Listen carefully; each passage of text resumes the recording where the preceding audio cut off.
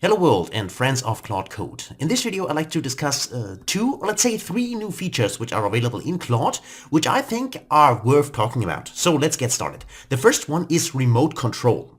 So maybe you've heard about it, maybe not, but if you take a closer look, and let's actually go directly to the Claude Code docs, you find that there's a new option which allows us to run Claude remote control. And that means that basically we can connect our local desk, so to speak, with our smartphone, for instance, which means we could actually go to lunch and then with the smartphone and our desk, so the computer of course needs to be turned on, we can then talk to the smartphone and say, hey, I want to implement this and this feature, and basically it is implemented in the same Claude Code session which is running locally, so on our desk.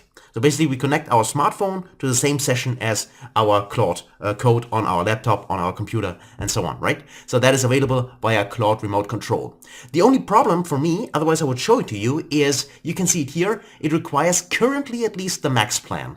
But Pro plan support is coming soon. So don't worry if you're also like me on the $20 plan, that will be available in the near foreseeable future, that is for sure, and then you can run it. And basically what you need to do is you go inside your the IDE of your choice. For me it's Visual Studio Code, and then just run Claude and then remote control the first time, and then you can enable it. So if you do that, for instance, you can see for me it's not available currently because I'm on the $20 plan. But that is the first feature I'd like to talk about. So have a look at the Claude Code docs if you want to read more about it, or try it out if you're on a max plan. But this is definitely a great, interesting feature. So imagine a future where you're basically on holiday and you're in your hotel or on the beach, right? And then you pull out your smartphone and tell Claude, hey, I want to implement this and this feature. And basically at home on your computer, as long as it's turned on, of course, and then basically in a session, the feature is implemented. So that is the idea, right? So that's the first thing. The second thing which I noticed was that Claude has also an auto memory, which I personally at least was not aware of. And I also found that in the docs basically here. You can see manage Claude's memory. And then we all know that there are basically different types of memory in Claude Code, right? There is, of course, on the user level, right? There are the Claude.md files, which are stored either locally in your user path, in your home directory, so different, of course, on Mac than on Windows, but basically it's there. And then there's also a project-specific memory, which is available, right? You can also have a Claude.md file, which is only specific for this project, right? And which actually then appends or even overrides your default Claude.md in your user home directory. But there's also an auto memory, actually. As you can see here, the Claude automatically saves useful context like project patterns, key commands, and so on. And this persists, that's the interesting part here, this persists across sessions. And you also see this basically, I mean, you can turn it on.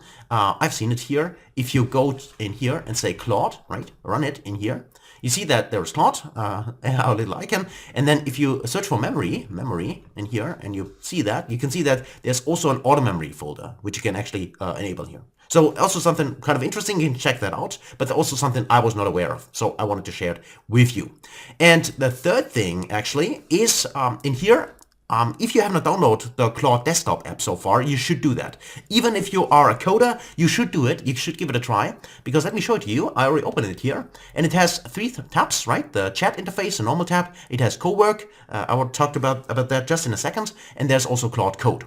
And the interesting part here is for Claude Code, this is kind of an IDE for you actually, right? I mean, you have here basically a terminal, and you can just select a folder, you can basically select your model, and you also have all the slash commands on everything available for you. So you can see if I type in a slash here, I find my brainstorming skill, my code pattern skill, and so on. So all this is available in here. So you can basically use this in order to create basically your projects. So run your code inside. Of course, if you prefer Cursor or Visual Studio Code, anything like that, that's totally fine. But just say you can run it in here.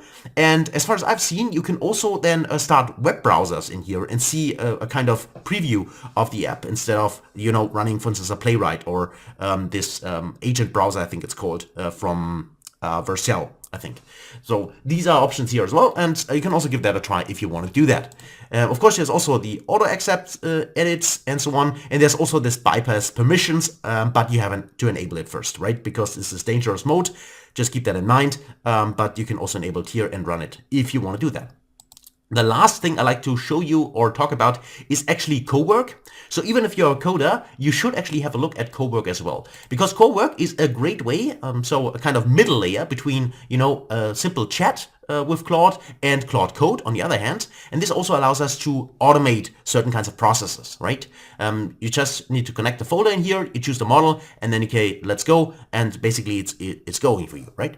And you can also enable here plugins. That's also available. You can install certain kind of plugins with MCP connectors and so on. For instance, you can then tell Claude Code it should fetch your emails and so on, and give you a brief summary, something like that, right? And other kinds of processes. But beside this, there's a new feature here, which is the schedule option, meaning you can create some kind of task, and then you can run it on a daily, weekly, or whatever kind of time schedule you have basis. So if I go to scheduled here, as you can see here, I can create a new task. And then there's an example here. I can give it a name like daily briefing. And as you can see here, summarize my calendar and inbox for the day. So basically connect, for instance, via MCP to my Google account, Google email and so on, so Gmail, or other kinds of email accounts, right, via MCP server, summarize everything, or connect to TechCrunch, give me the latest news about AI, right, anything like that. Description, you write the prompt itself, you specify the model, the folder where it should happen, and then basically the frequency here. And that's it, basically. You just click on save, and then this is running on a daily, for instance, or weekly, or whatever kind of time schedule you have, basis. And this is really a great thing as far as I can see. And as I said before, for this now, this is not coding related, right? You don't need to be a coder.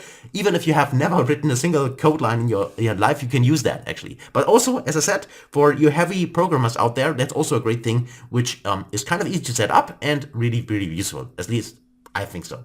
So that's it basically. So as I said, if you have not checked out the Claude Code app, or sorry, the Claude app so far, please download it, have a look at it. It's available for Windows as well as for Mac. So I'm always on a Windows system, so it might look a little bit different for you if you're on a Mac, but that's just it. So that's it about Claude, Code, as well as here in this case, Claude Cowork. So hopefully you enjoyed the video. If you did, then please give it a thumbs up and also share it with your friends. Also subscribe to the channel if you want to see more. And if you have tried those things so far or have any other kind of recommendations for us as a community, then please write in the comments. Thanks a lot, take care, and see you in the next video. Until then, best guys.